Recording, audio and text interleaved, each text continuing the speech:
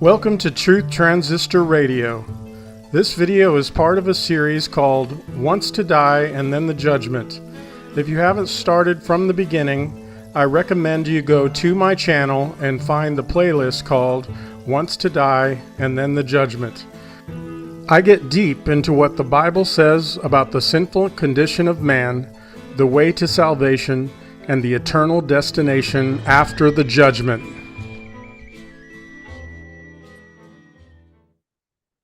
Welcome to part 12 of this series, and we will be looking at the word hell, or different words, the Greek and the Hebrew, and defining these terms.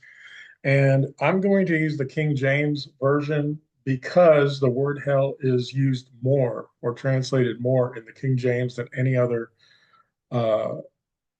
book in the Bible. Sorry, let me rephrase that. Any other version of the Bible. As it turns out, this video it took a whole over an hour to do Sheol itself. So this whole video is going to be on the definition of Sheol. But to me, what's important is what the original language says and means. And so we're going to look at this and see what we find. So first, what I would like to do is look at Hebrew and Greek words, and then we'll go from there, because I want to, give it a fair, and give definitions of those based upon what is found online. So let's look at. First word is the main word in the Old Testament, the Hebrew, and that word is Sheol. And in the Hebrew Bible, the Christian Old Testament or Jewish Torah, Sheol is the realm of the dead, or the afterlife as a subterranean land of gloom and deep darkness. I'm not sure I agree with that whole definition, and we'll find out why here in a bit.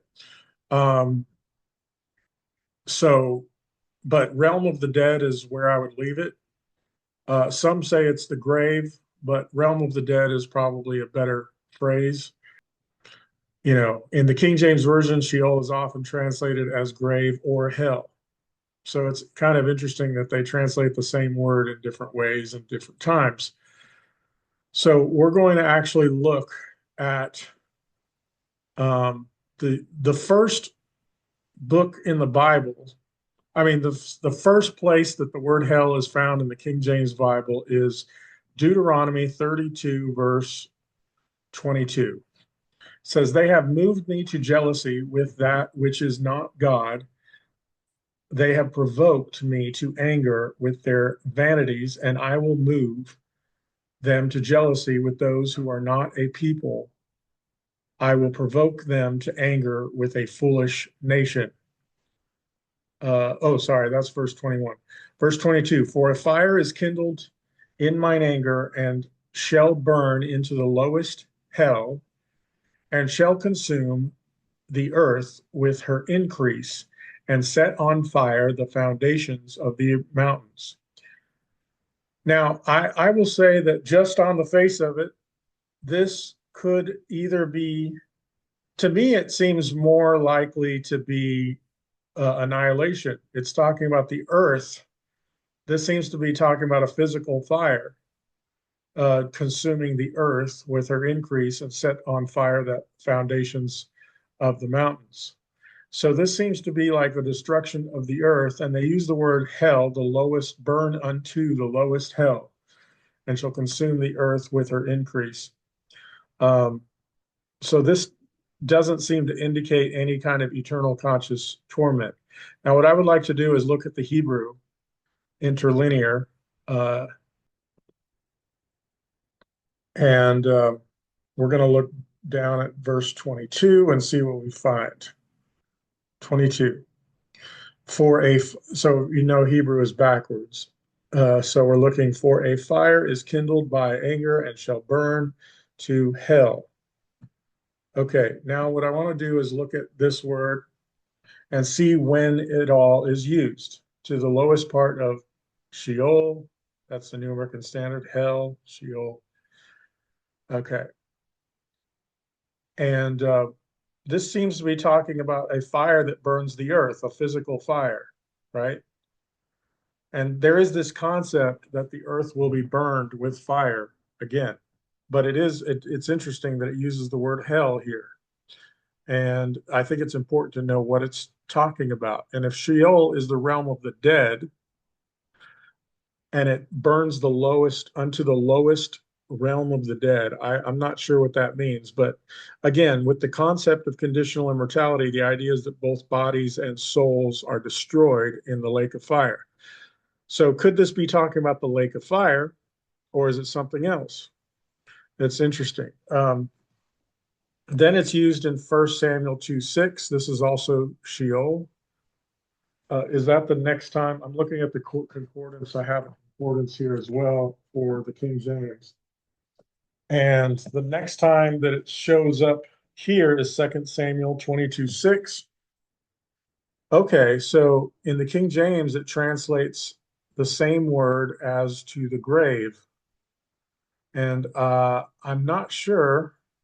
Yeah, it's the exact same form of CO. Isn't that interesting? It translated it hell here and translated it in the King James to the grave here. Let's see what the verse says. Yahweh kills and makes alive. He brings down to the grave and brings up. So that same word Sheol is translated to the grave here for some reason. But again, it's the same exact Greek word. 2 Samuel 22:6. This is the next time it's used in the King James. Let's look at it. The sorrows of Sheol surrounded me.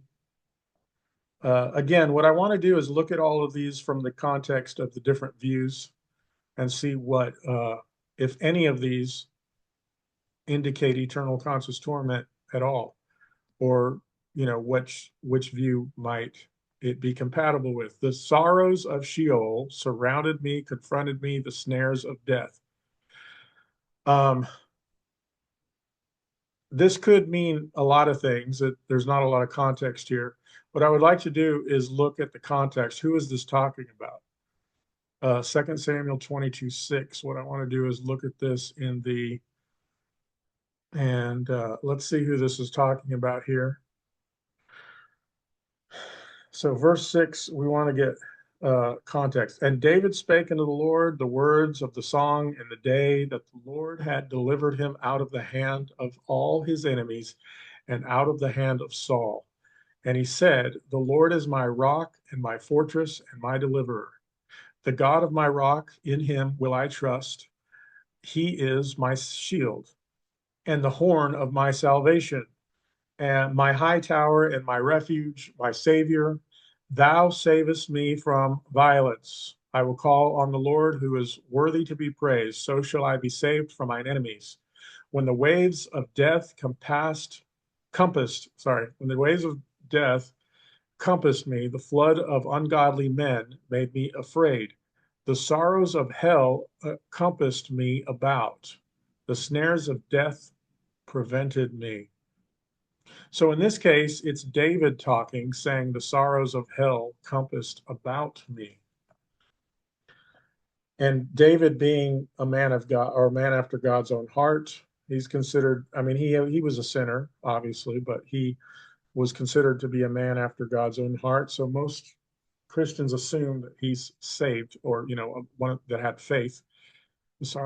In my distress, I called upon the Lord and cried to my God, and he did hear my voice out of his temple, and my cry did enter into his ears.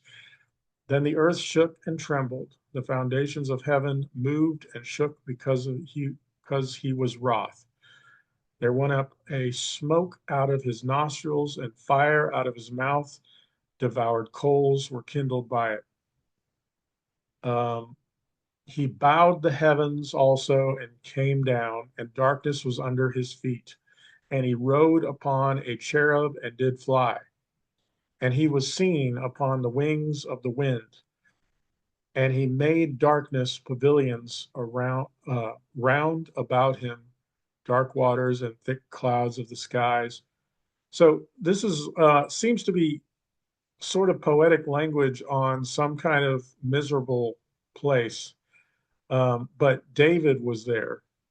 The sorrows of hell compassed about me. So it's difficult to know what this is referring to. Is this referring to just life on earth? And you remember that word hell there is from the word Sheol. So if we take the realm of the dead, the sorrows of the realm of the dead compassed me about. That's interesting phrase. So did he like see the dead, the existence of people in Sheol? David spake unto the Lord the words of this song. So it's a song. In the day that the Lord had delivered him out of the hands of all his enemies. So this is just talking about his, on earth experience with his enemies and out of the hand of Saul. And he, so I'm simply trying to, there is no clear teaching on the doctrines of hell here. It seems to be using this as the idea that he was as good as dead because he was surrounded by enemies. And then he wrote this song, and he happened to use the word hell here. The sorrows of Sheol, which is, so it's not hell, it's Sheol's the Hebrew word. The sorrows of the realm of the dead compass me about. You know, um, I don't know. That's interesting, but I don't really get a sense of eternal conscious torment at all in here. I just wanted to go through these and see where we first get an indication of some sort of eternal conscious torment. Um, so we go back to Sheol, um, and the next time the word hell is used, or Sheol is used in the King James or in the Bible is 1 Kings 2:6. But here in the King James, it's used in Job twice. The word hell is in Job twice, but not Sheol. So that's interesting. Let's look at that. Job 11:8. I'm just kind of showing you live how I do research. So let's scroll down here a bit.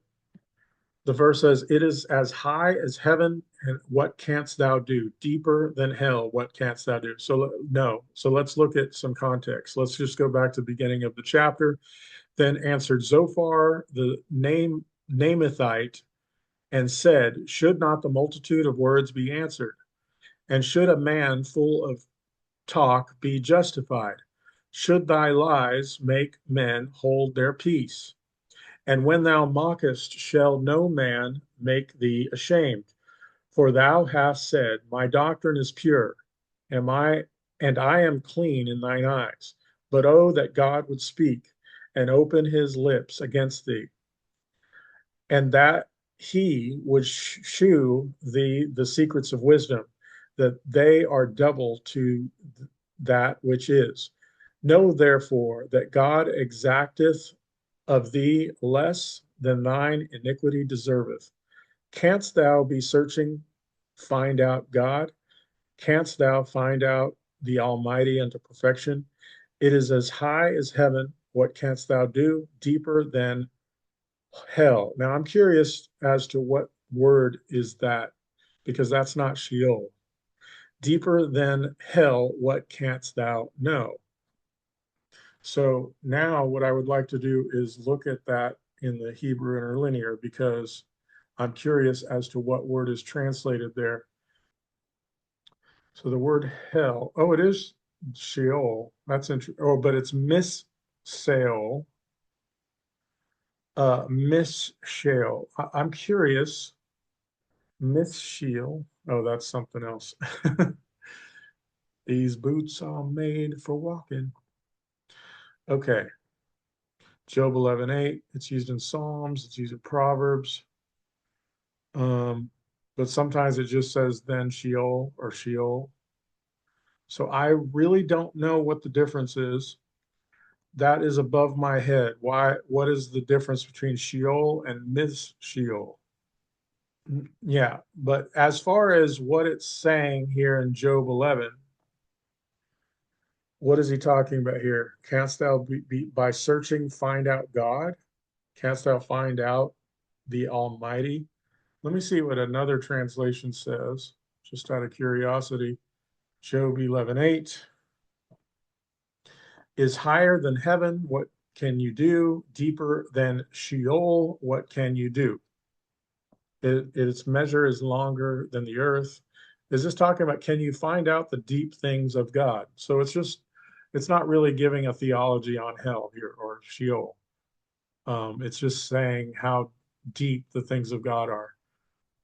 Now, the next time it's used in the word hell is used in the King James Version is Job 26:6. And once again, I'm curious as to what the Hebrew word is, but I want to see what it says first. Sheol is naked before God, and Abaddon has no covering. Oh, that's the ESV. Because people make a big deal about the King James Version being the inspired English translation. I personally like to dig deeper into the Hebrew interlinear to get truth. But the King James, the reason I'm using the King James is because the it has the word hell more than any other version. So uh, Job 26:6, hell is naked before me, and destruction hath no covering. Before who? This is Job. But Job answereth and said, um, does this mean he can see hell? Uh, let's just start from the beginning. But Job answered and said, how hast thou helped him that is without power? How savest thou the arm that hath no strength? How hast thou counseled him that hath no wisdom? And how hast thou plentiful declared the thing as it is? To whom that thou uttered words, and whose spirit came from thee? Dead things. Again, it's referring to death. Dead things are formed from under the waters. Formed. That's weird. Dead things are formed from under the water, and the inhabitants thereof. Hell is shaken uh, before him, and destruction hath no covering. Uh, that's an interesting phrase right there. The destruction hath no covering. And this could be a phrase that they might point to and say, see, the destruction has no covering. So they're not, the destruction never ends or something like that. I don't know. This does seem to be talking more about the realm of the dead. Dead things are formed from under the waters, and the inhabitants thereof. Hell is naked before him, um, and destruction hath no covering.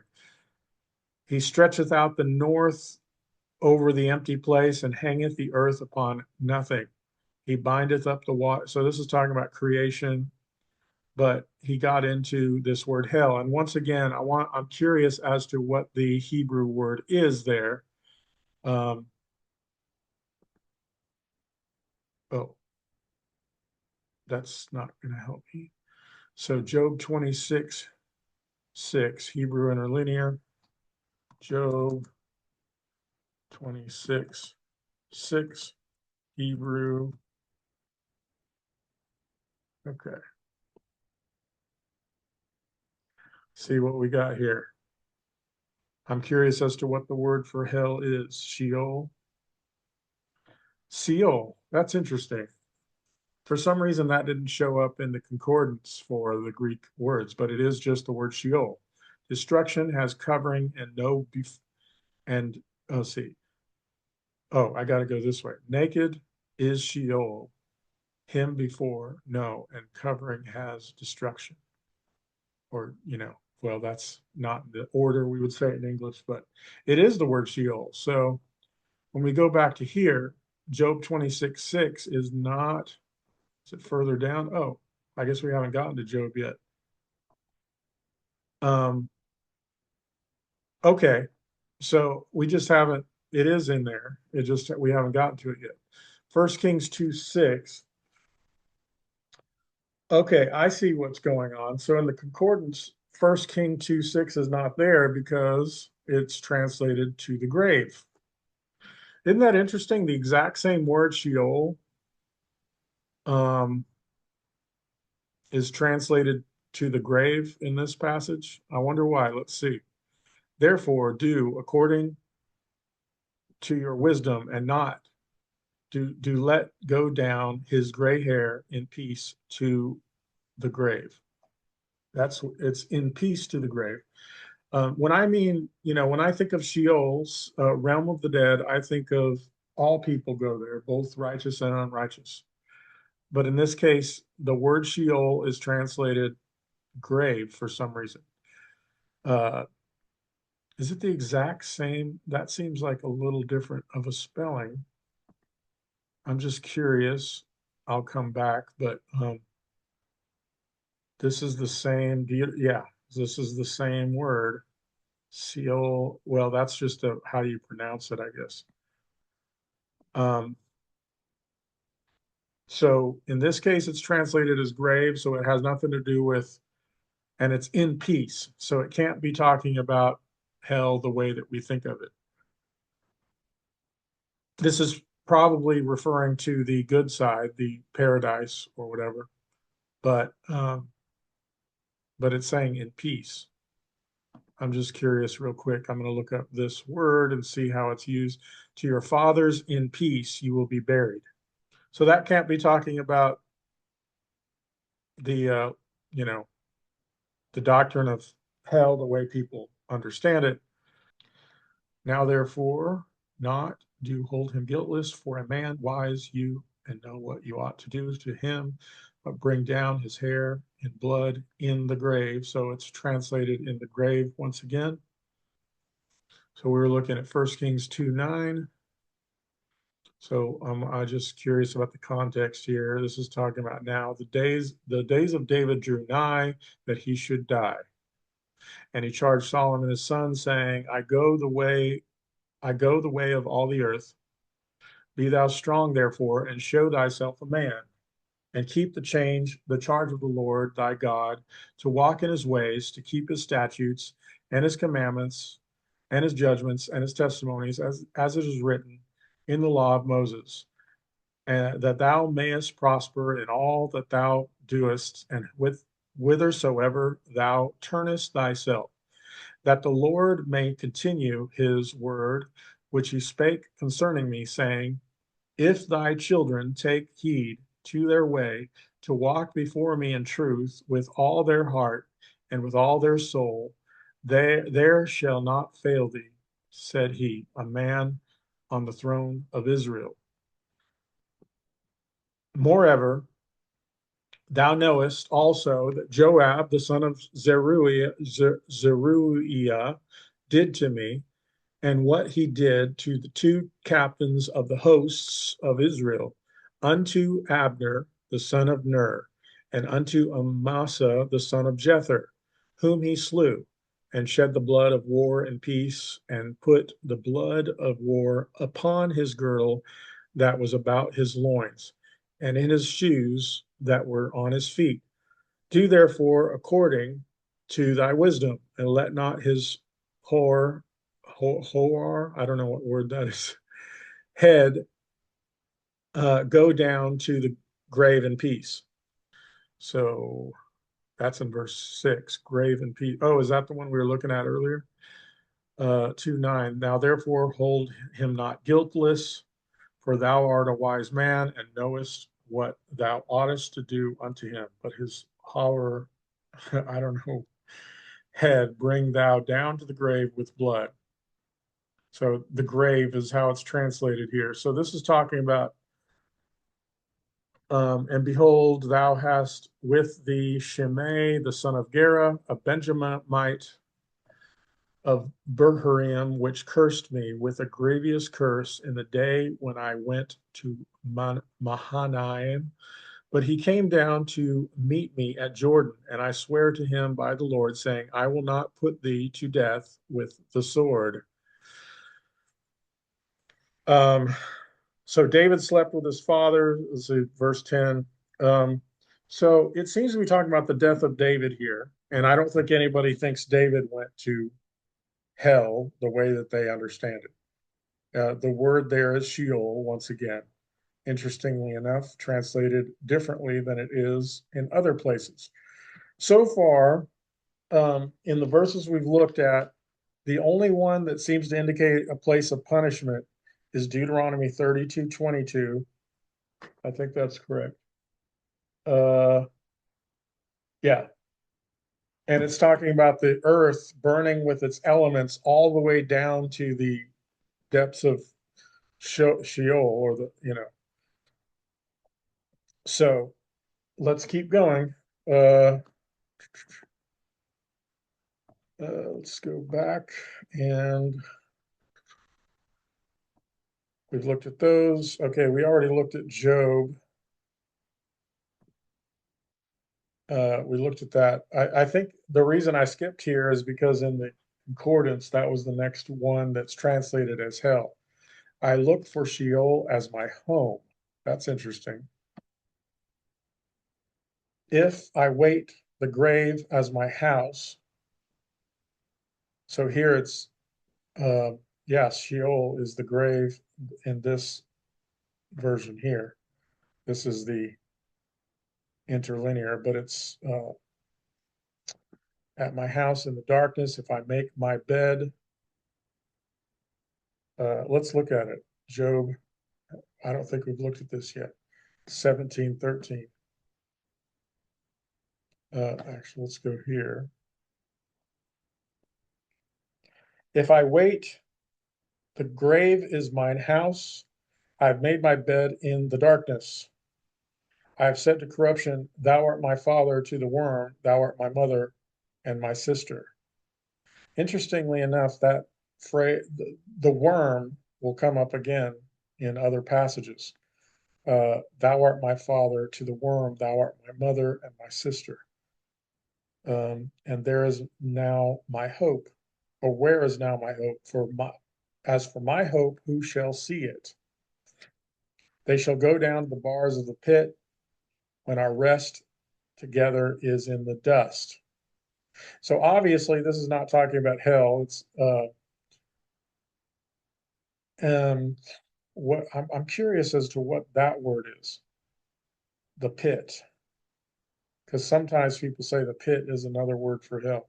Job 17:16, the bars of Sheol. Okay, so it is the word Sheol again, so that they go down to Sheol, um, to the gates. This is seems to be talking about Job. So this is Job saying he's going to go down to Sheol, right? And Job was a righteous man. So once again, so far the only passage that seems to be talking about punishment at all is Deuteronomy 32:22. And as I looked at it, and we can go back to it again later, but it seems to be more compatible with annihilation than with, and it seems to be a fire that destroys the earth itself. And I guess Sheol is in the earth or under the earth. Um, waters, so does Sheol have sin. Those, oh, interesting. Let's look at this one, Job 24:19. Um, I'm trying to find ones that have some sort of indication of final punishment as opposed to just going into the grave, like a righteous man going into Sheol, right? 24:19. Drought and heat consume the snow waters, so doth the grave those which have sinned. So this seems to be talking about the lost, and it's also the word Sheol. So um, let's see, where is this again? This is in Job. Um, why seeing times are not hidden from the Almighty? Do they know him not? So this is talking about the wicked.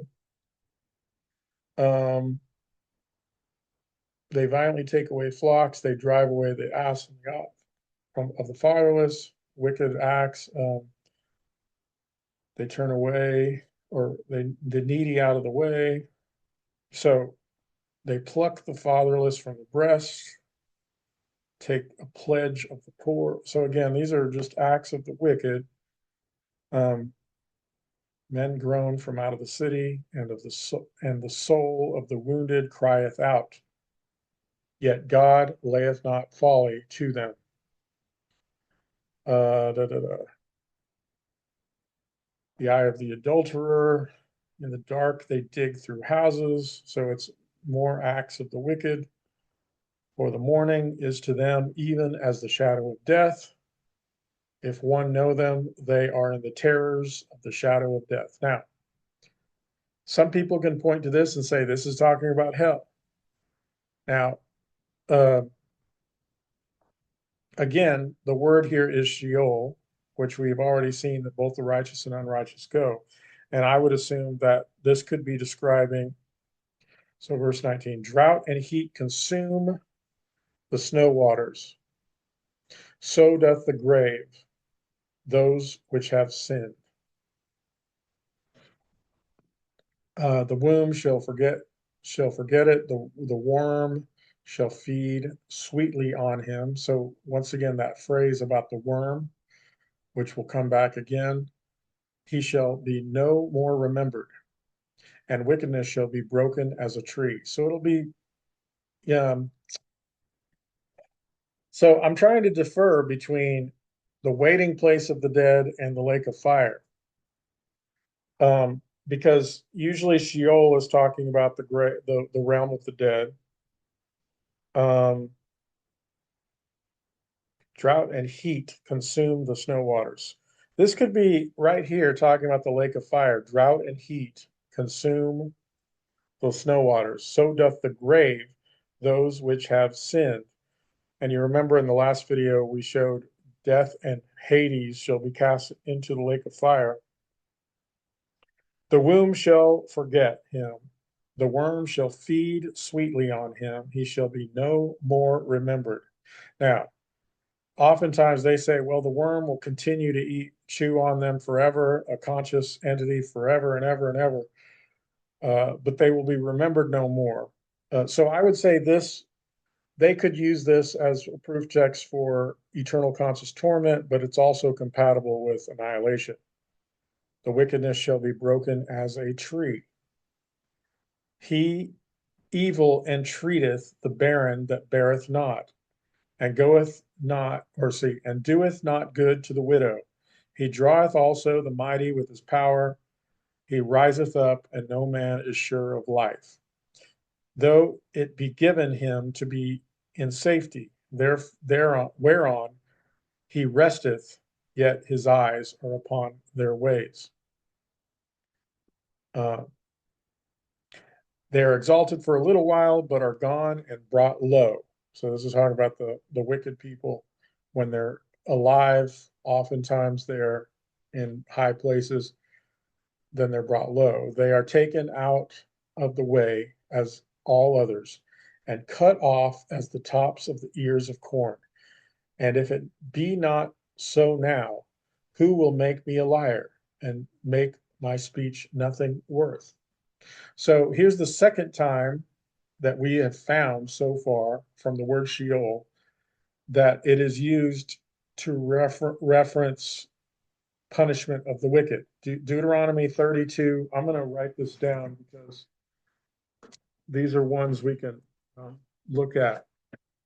Get a sheet of paper here. Okay. But again, in both cases, they're both compatible with annihilation. They're not proof for eternal conscious torment unless you're looking at it from that lens. Psalms 18:5, the cords of Sheol surround, the sorrows of hell compassed me about. Oh, you know what? That's interesting because that was, I think this might be the same psalm or song that was in um, Second Samuel or First Samuel earlier. Psalm 30, verse 3, up my soul from Sheol, you have kept me alive. So this is probably David. Psalm 49:14, and their form shall be for Sheol to consume. Let's look at this one. Psalm 49:14. Like sheep in the grave, that's not Sheol, that's Liz-Sowal. That looks like a similar word. Like sheep in the grave, they are laid. Death shall feed on them and shall have dominion over them. The upright in the morning, and their beauty shall be consumed in the grave from their dwelling there. Oh, there's Sheol. It's translated in the grave. But it could be talking about the wicked. Their beauty shall be consumed. Let's look at this real quick. Psalm 49:14, verse 14. Like sheep, they are laid in the grave. Death shall feed on them, and the upright shall have dominion over them in the morning. Okay, so that's probably talking about wicked, uh, the righteous having victory over the wicked, I guess. Hear this, all ye people, give ear, all ye inhabitants of the world, right? Both low and high, rich and poor together. My mouth shall speak of wisdom, and the meditation of my heart shall be of understanding. I will incline mine ear to a parable. I will open my dark saying upon the harp. Wherefore shall I fear in the days of evil, when the iniquity of my heels shall compass me about. They that trust in their wealth and boast themselves in the multitude of their riches, none of them can by any means redeem his brother, nor give to God a ransom for him. For the redemption of their soul is precious, and it is ceasing forever. Now, at some point, I might do a deep dive into words like soul and spirit, and maybe that would be another good video to do, because I'm not going to try to do all that and do all the, Sheol and hell and everything. That he should still live forever and not see corruption. For he seeth the wise men die. Likewise, the fool and the brutish person perish and leave their wealth to others. So I was just talking about their life on earth and dying, right? So far, that let's see, their inward thought is that their houses shall continue forever and their dwelling places to all generations. They call their lands after their own names. Nevertheless, the man bring in honor abideth not. He is like the breaths and perish. This their way is their folly, yet their so it's just talking about the vanity of life in a man, how we come and go. Laid in the grave, death shall feed on them, and the upright shall have dominion over them in the morning. Um, but God will redeem my soul from power of the grave. So this is talking about, uh, for he shall receive me, Selah, whatever that. Uh, redeem my soul from the power of the grave. So probably talking about the resurrection there. So again, there's no clear indication of eternal conscious torment in here. It's just talking about life and death in the physical realm, I'm assuming. So let's go back. Psalms 49:15, that's the same chapter. Psalm 55:15, quick into hell for wickedness. Okay, this might give us something. Psalm 55, verse 15. Let death seize upon them and let them go down quickly into hell. Again, the word there is Sheol, for wickedness is in their dwelling and among them. The only time you would consider this some theological meaning behind it is if you assume the theology of this word. But remember, the Hebrew word is Sheol. Uh, but it was thou, a man, mine equal, my guide, and mine acquaintance. We took sweet counsel together and walked into the house, unto the house of God in company. Let death seize upon them, probably talking about the wicked, and let them go down quickly into Sheol, the realm of the dead, for wickedness is in their dwellings and among them. As for me, I will call upon God, and the Lord shall save me. Again, I think here it's talking about delivered my soul in peace from the battle. That's similar to before, where I think it might be talking about the resurrection. This is talking about Sheol, quick into Sheol. Perhaps you could say if they're wicked, they go into the place of torment. But again, that place will be cast in a lake of fire.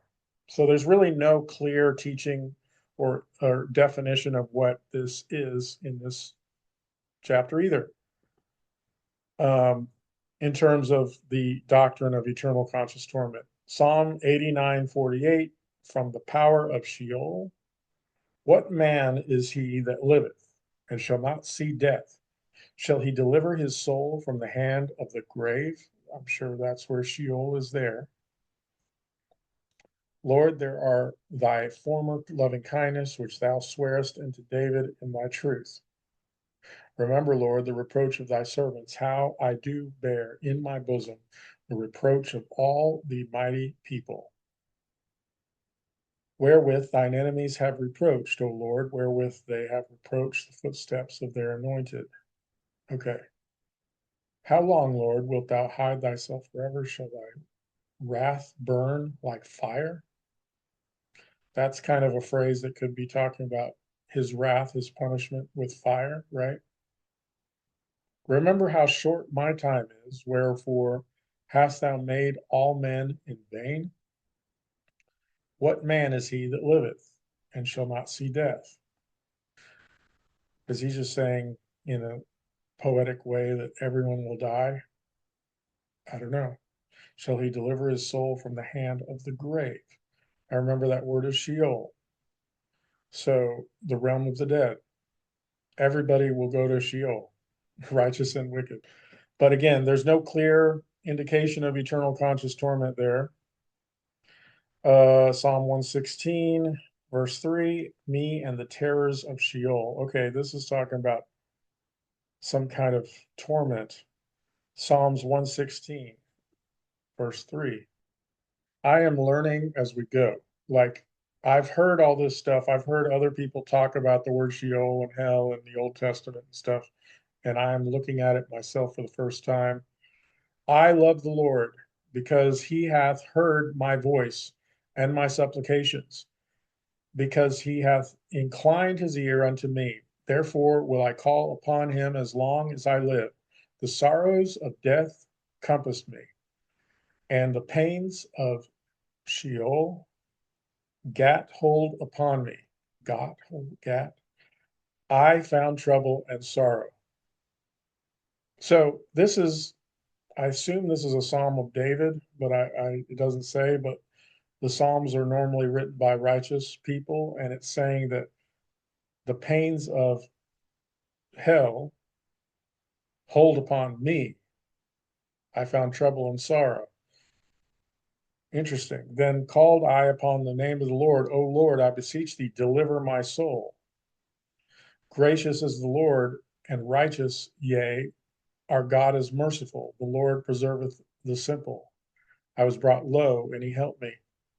So it seems to me, and maybe you have a different interpretation of this, this is in a poetic language. He's using the term of Sheol to the pains of hell here, the pains of Sheol, in reference to being in a terrible place on in this life, because he's using that to talk about how I found trouble and sorrow, and he hadn't died, right? But he's saying pains of Sheol, probably the way that we would say I'm as good as dead.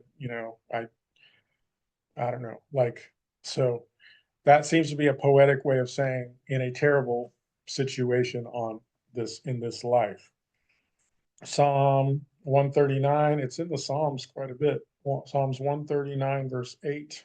If I ascend up into heaven, thou art there. If I make my bed in hell, Sheol, behold, thou art there. Uh, whither shall I go from my spirit, or whither shall I flee from thy presence? Again, spirit, soul, body, we all know what the body is, but that's something we can look at in another video. But if I take my wings of the morning and dwell in the uttermost parts of the sea. So again, could this be talking about the realm of the dead, or is it just saying in a low place, when things are going terribly on earth, like he seemed to use it before? So there's no theology about hell here. It's just saying if I went here or if I went here. Uh, I'd probably look at this as ascend up into the high places versus the low, like when things are going well or things are going bad. But you could be saying this is talking about paradise and about and heaven. The translations for heaven, the words for heaven, might be another study for another time as well. But the main focus is on the place of punishment um, in my series here. So anyway, this is not. There's nothing theological about this. He's just saying God is in the highest highs and the lowest lows, basically. Okay. I had to pause and refresh the computer because my computer was getting slow, but I went back on here and there's no ads, so I don't know what I did differently when I looked up this, but I'm back. And this is nice. There's no ads on the sides. So the next passage is Psalm 141, 7. And I have to start this. Um, Psalm 141. Yeah, let's go to KJV. And verse 7 says, our bones are scattered at the grave's mouth. I'm sure as when one cutteth and cleaveth wood upon the earth. So I'm sure that word grave is where it's the word Sheol is. Our bones are scattered at the grave's mouth. So it's just talking about bodies are in Sheol or in the mouth of Sheol or whatever. Um, when the judges are overthrown in stony places, they shall hear my words, for they are sweet. Um, but mine eyes are unto, I'm trying to get a little context here. I don't see, leave not my soul destitute. That's an interesting phrase to look into. Just real quick, I want to see what destitute means.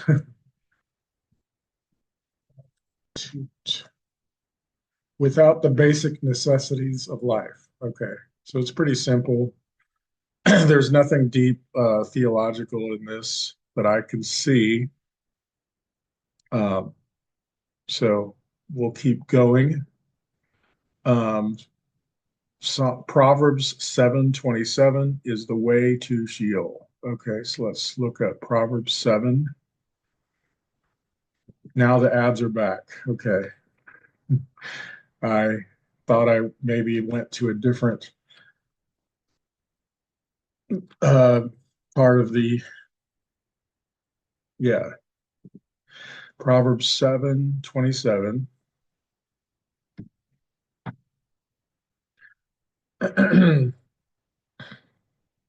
Her house is the way to hell, going down to the chambers of death. So again, the word is Sheol.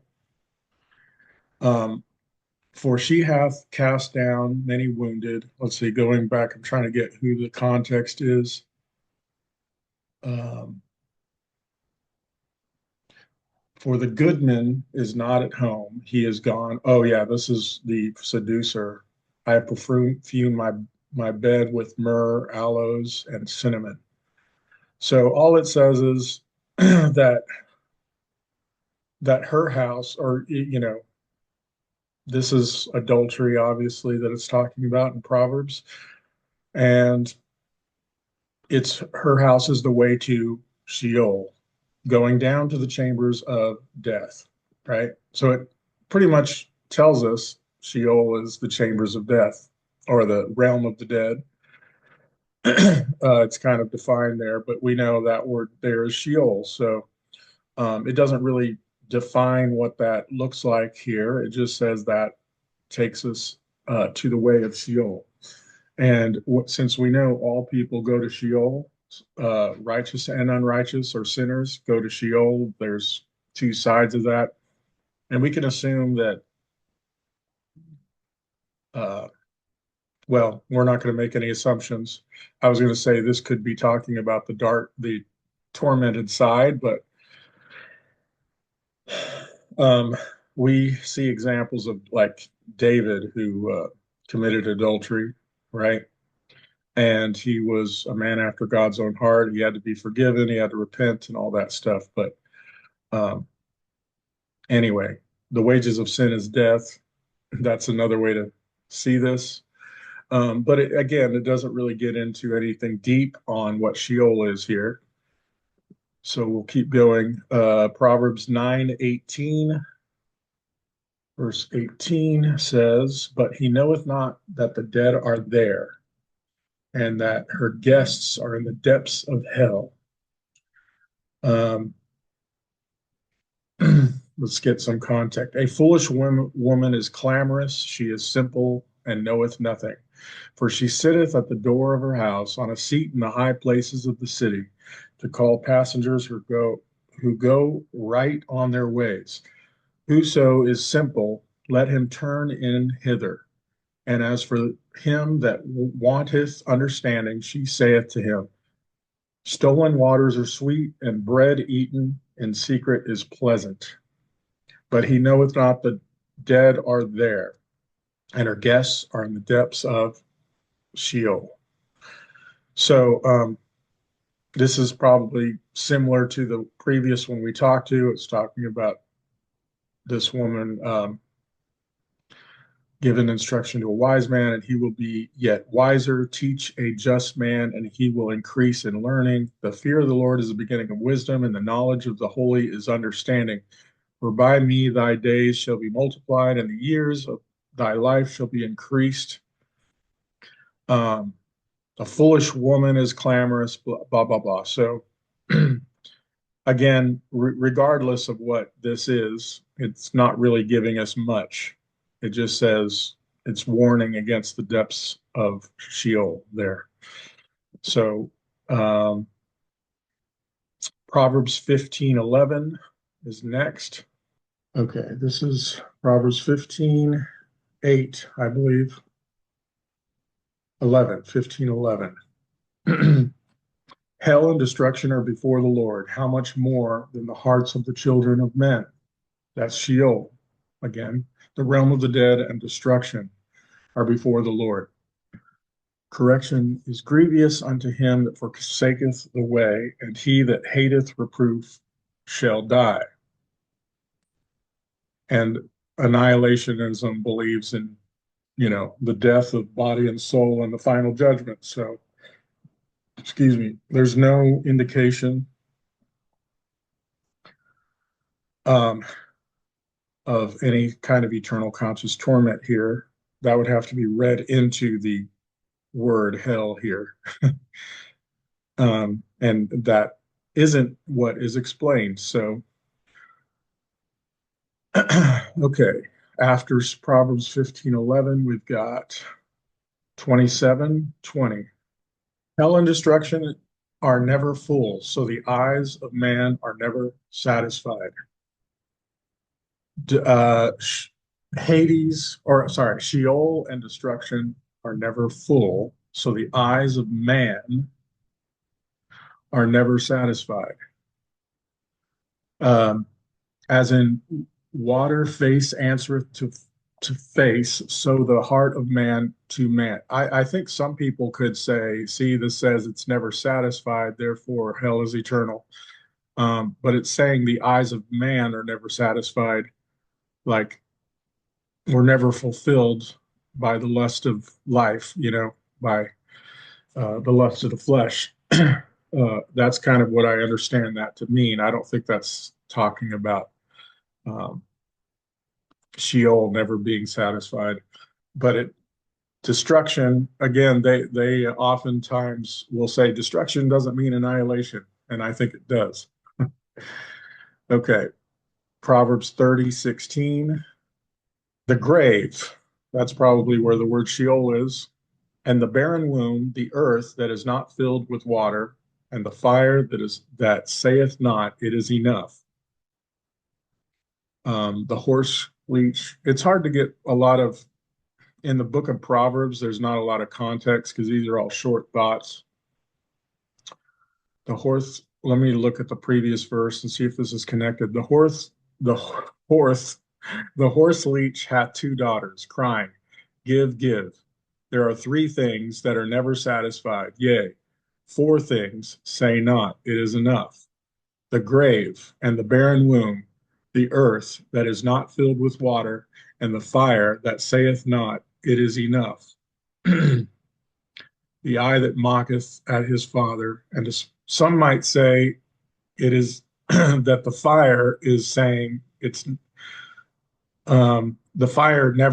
the fire is never saying it's enough. Therefore, the fire is always going and never goes out. And so they'll read into that.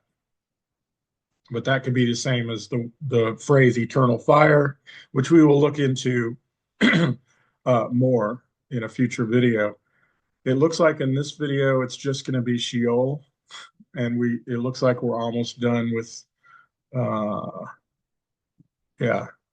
So this whole video is going to be Sheol. I didn't really know how many times Sheol is in the Bible. So what I'm trying to do is get as many.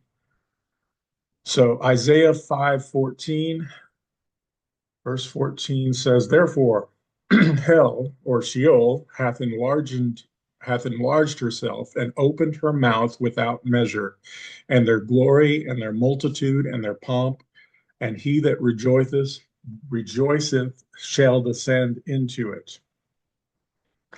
Okay. Therefore, my people are gone into captivity. So the context of this is Israel going into captivity because they have no knowledge of their honorable men are famished, and their multitude dried up with thirst.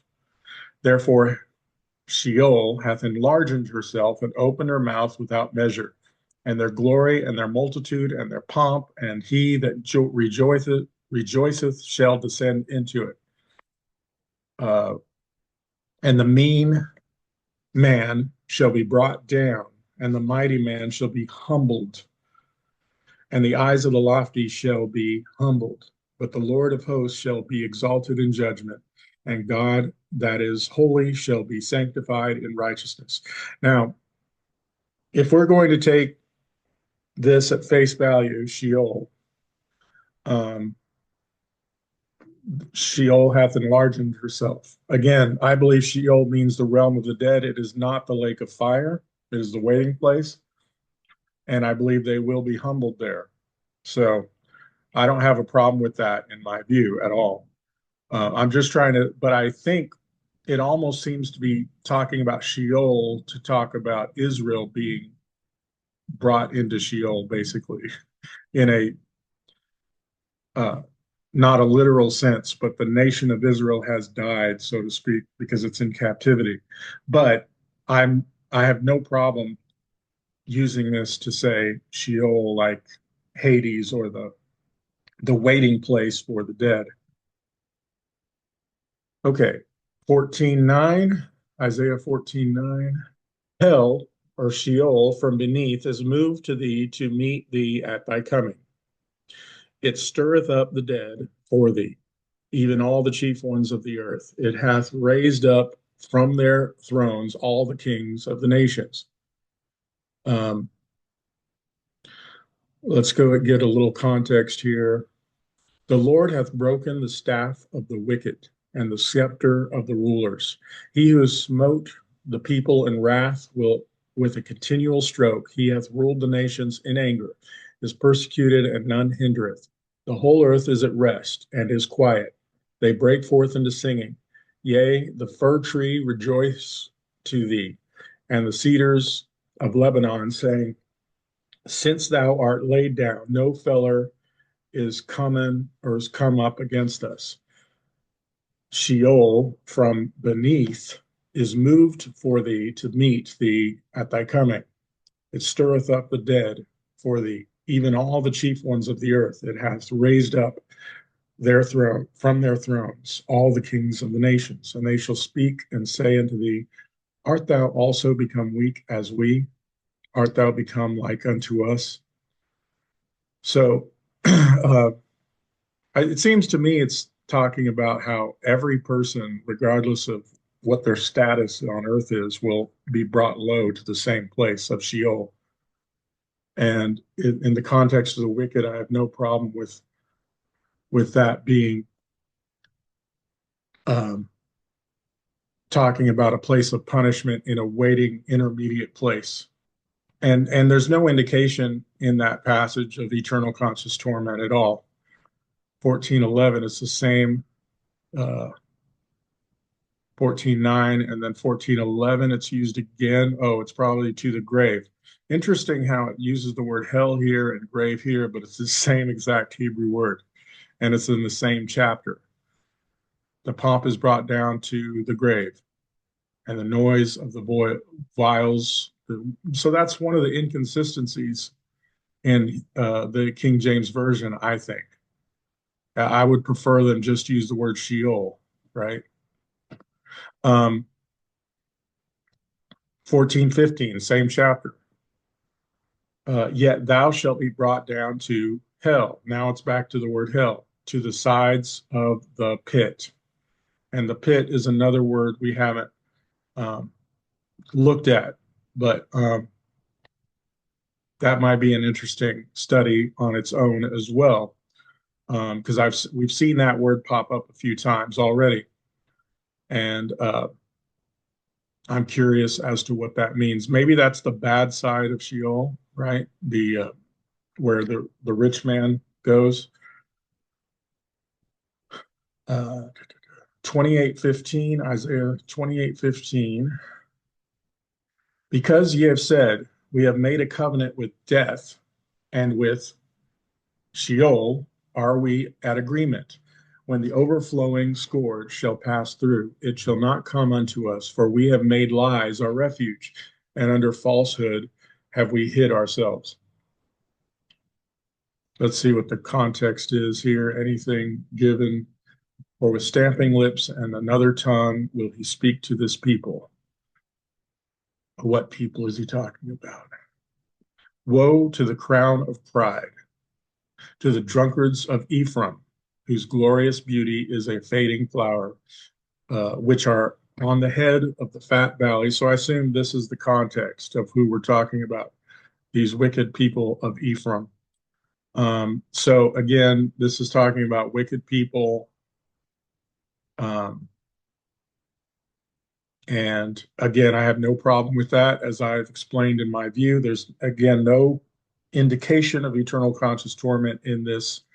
And with hell are we at agreement. When the overflowing scourge shall pass through, it shall not come unto us, for we have made lies our refuge, and under falsehood have we hid ourselves. So I don't see any indication of eternal conscious torment here. Moving along, we get to 28:18, same chapter. And your covenant with death shall be disannulled, and your agreement with Sheol shall not stand when the overflowing scourge shall pass. Uh, Same kind of idea as before. It's just, it's talking about judgment. So also will I lay to the line and righteousness to the plummet, and the hail shall sweep away the refuge of lies, and the waters shall overflow the hiding place. So there, I mean, yeah, I mean, I do believe in judgment, right? The question is, what does the judgment look like? And that's what the whole debate is. Went too far. Isaiah 38:10. I said, in the cutting off of my days, I shall go to the gates of the grave, or Sheol. I am deprived of the residue of my years. The writing of Hezekiah, king of Judah, when he had been sick, he was recovered of his sickness. Um, So I believe Hezekiah was a righteous king, and he's saying he will go to Sheol. That's the word Sheol there. And so that is interesting. Once again, an example of a righteous man saying he will go to Sheol, which proves that the translation that sometimes hell doesn't give the theology that they want to give it. Isaiah 57:9. And thou wentest to the king with ointment, and didst increase thy perfumes, and didst send thy messengers far off, and didst debase thyself even unto Sheol. Um, so all it says is, you know, they end up in Sheol. It doesn't really give and it's translated as hell in this case. I'm trying to see who this is talking about, but it doesn't really give any indication of what that looks like. Inflaming yourself with idols under every green tree. So it is talking about wickedness again. Oftentimes, uh, it talks about Sheol as a punishment, which all people will go to Sheol, and all people are sinners. The wages of sin is death, right? Ezekiel, let's see, Ezekiel 32:21. The strong among the mighty shall speak to him out of the midst of Sheol, with them to help him. They are gone down. They lie uncircumcised, slain by the sword. So these are it's definitely talking about the wicked in this case. Um, Asher is there and all her company. His graves are about him, all of them slain, fallen by the sword, whose graves are set in the sides of the pit, and her company is round about her grave, all of them slain, fallen by the sword, and caused terror in the land of the living. Um, when I shall make the land of Egypt desolate, and the country shall be destitute, 15 days of the month, that Son of Man will, the Son of Man wail for the multitude of Egypt, and cast them down, even her and the daughters of the famous nations, unto the nether parts of the earth. I'm not sure what that would be referring to there. Um, let's see, is that when with them and that go down to into the pit? Whom dost thou pass in beauty? Go down. Anyway, this is talking about wicked people being cast into Sheol. And again, you remember my view is that yes, there is a conscious soul that exists in the intermediate state. So this is not a contradiction to my view at all. Okay. Ezekiel 32:27, same chapter. And they shall not lie with the mighty that are fallen of the uncircumcised, which are gone down to Sheol with their weapons of war. This is talking about Meshech, Tubal, and all her multitude. Her graves are round about him, all of them uncircumcised. Again, it's talking about other people that are in Sheol. Hosea 13:14. I will ransom them from the power of the gray. I'm sure that's where Sheol is. I will redeem them from death. O death, I will be thy plagues. O grave, I will be thy destruction. Repentance shall be hid from mine eyes. See, what is the context here? The iniquity of Ephraim is bound up. So it's again talking about Ephraim, but once again, there is really no description of what Sheol is here. But it says, I will ransom them from the power of Sheol. And we know that the dead in Christ will rise. So, and the final one for Sheol, because Jonah 2, verse 2. Well, let's start at verse 1. Then Jonah prayed unto the Lord his God out of the fish's belly, and said, I cried by reason of mine affliction unto the Lord, and he heard me. Out of the belly of Sheol cried I, and thou heardest my voice. Seems interesting that Sheol is often referenced to a very dark, low place in this life. David used it that way, and seems Jonah is using it that way. Unless Jonah actually died and was resurrected, that's always a possibility. But even if that is the case, um, there's no, you know, this is the word Sheol, not hell. People will read into that, but nobody would assume that Jonah was in hell like the way that they understand it. So, but if he did die and go to Sheol and happen to be in the, it doesn't matter which side because Sheol could be either way. Um, that still doesn't that still doesn't prove any theological view on that. So yeah, so this was just I wasn't sure how long it would take to go through Sheol, but it took a whole hour and maybe a little longer. I don't see the time in front of me from where I'm recording, but but yeah. So what I wanted to show was that most of these didn't even talk about punishment, but some of them did.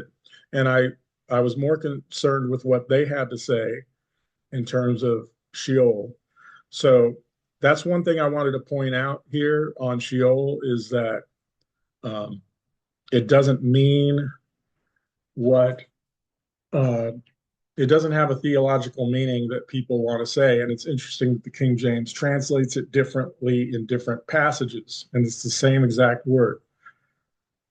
And so that's why I'm not a King James only person. I'm not saying that the King James people were evil or somehow, purposefully messed up or deceived, but I just wanted to point that out. And yeah, and so we're going to look at other terms in the next video. I'm not sure how many we'll get to. Um, Hades is in the New Testament. Valley of Hinnom. We might do Valley of Hinnom and Gehenna next. I don't think there's a lot of places with that. So, and of course, the New Testament is much shorter. So I'm thinking we can get through the rest of the words that I wanted to look at in the next video. All right. Thank you all and have a wonderful day.